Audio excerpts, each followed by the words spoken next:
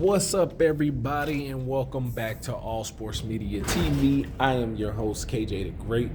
So we about to get right into it, man. Turkey ALSHIK announced, made it official that this coming May, there's going to be a triple header showdown in Times Square. One of the craziest things we've ever seen. There's no way. They haven't released how they're going to do the venue for fans to attend the fight.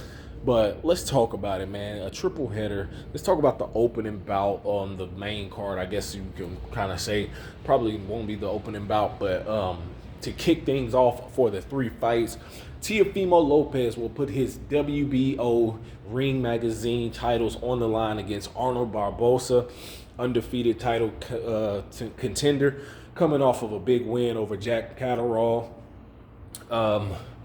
Teofimo's last victory was against Steve Claggett, and he looked good in that fight. They both looked good in their last fights. I think this is going to be a really good fight because Arnold Barboza has been wanting his shot for some time now, and we all know that he was in line to fight the likes of like Devin Haney at 140 and stuff like that. But you know, things just kind of got shifted around. So, yeah, I think that's going to be a really good fight. We know Teofimo, when he rises to the occasion, when he's fighting the top competition, he looks amazing. Like, he looks like nobody could beat the guy sometimes. We do know that he was started training with Eddie Reynoso in his corner. So that's going to be a major, major thing to look forward to. His dad, Eddie Reynoso working together, that's something I think that's going to be a big thing for him and a lot of growth in his career. Now, the second fight, Devin Haney will be taking on former unified champion Jose Ramirez. This is a good comeback fight for Devin Haney, a good test fight for him. I think with the layoff and the rest for his body, this fight is said to be at the welterweight limit, for Devin Haney, we know he was a big lightweight. He did move up to 140, captured the WBC 140 title there, and he looked really good. They said he rehydrated, though, in his first fight at 140 with Regis Prograis. They said when he rehydrated upwards of 167 pounds. So for him to have this fight at 147 will be a big deal. He won't have to drain himself down as much. He'll be probably a lot stronger. Maybe just as fast. We'll have to wait and see. That's neither here nor there. But definitely want to see the adjustments that Devin Haney has made in his camp. I definitely want to see how he's improved and what he's been working on. As you guys know, he did bring in Freddie Roach into his camp and into his training camp for this upcoming fight, working on the things and the mistakes that he had against his rival, Ryan Garcia. And you guys know what took place in that fight.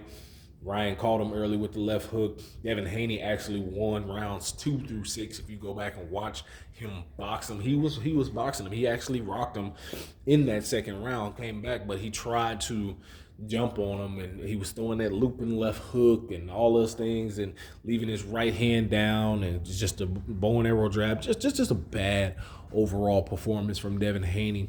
So a much needed test right here and a good comeback fight for him. Definitely can't wait to see this fight as well. Now, the main event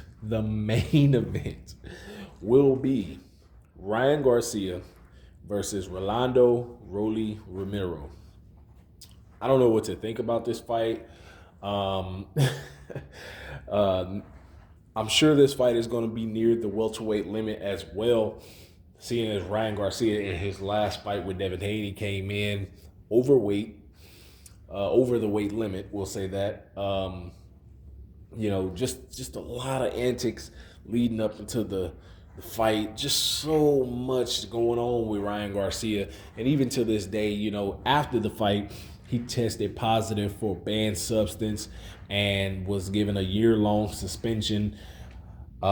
He went on several rants about who put it in there, how it got in the system, this and that and that. All in all, Ryan Garcia, behind the scenes at some point, made some pretty racist statements towards black people. And from that, I kind of figured he would change trainers because his trainer, he switched from Joe Goosen in the Tank fight to Derek James for the Devin Haney fight, the first one. But after that, I figured he would change trainers. And he did go back and mend fences with Eddie Reynoso. And I think that's going to be a big deal for him. I honestly think when he was with Eddie Reynoso early on, I think he was stronger, more dedicated to the sport, powerful, definitely putting a lot of work in. And I thought he was on the path to be a world champion. I mean, he's been in 3 different weight classes right now, and he's yet to be a world champion. Now, with Rolly Romero, former WBA 140 champion, his last fight did not look too impressive. Wasn't impressed at all. Looked like Rolly Romero lacks the boxing skills to compete at the highest of levels. And I guess that's kind of what happens when you switch sports. But he just didn't look, he didn't impress me. He didn't look good. And for this fight with Ryan Garcia, I'm like, you're dealing with a guy who has power, speed. He's probably a little bit bigger than Rolly as well. So, man, I don't think this fight is going to go well at all for Rolly Romero. I think this is going to be a quick night for Ryan Garcia. Maybe, I'm going to say, at best, 3 rounds, at worst 4 rounds. That's just my opinion. But let me know what you guys think about these 3 fights, man. Do we got something that's explosive on our hands? What do you guys think? Let me know in the comments. Peace.